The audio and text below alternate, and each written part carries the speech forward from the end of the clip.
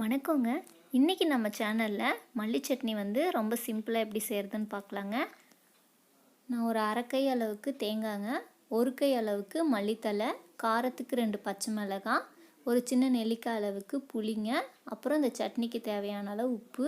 உங்களுக்கு இஞ்சி வேணும்னா சேர்த்திக்கலாம். நான் வந்து இன்றைக்கி இதில் சேர்த்துல. இதை வந்து தண்ணி ஊற்றி நல்லா நைஸாக அரைச்சிட்டிங்கன்னா சட்னி ரெடிங்க. இதை வந்து கடுகு கருவேப்பிலை போட்டு தாளித்து கொட்டினீங்கன்னா ஈஸியாக வந்து சீக்கிரமாக 10 நிமிஷத்தில் சட்னி ரெடி பண்ணிடலாம். இது இட்லி, தோசை, பணியாரம்னு எல்லாத்துக்கூடையுமே காம்பினேஷன் நல்லாயிருக்குங்க. ஸோ வந்து நீங்கள் ஒரு தடவை சீக்கிரமாக செய்யணும் அப்படின்னா இந்த சட்னி கண்டிப்பாக ட்ரை பண்ணி பார்க்கலாம்.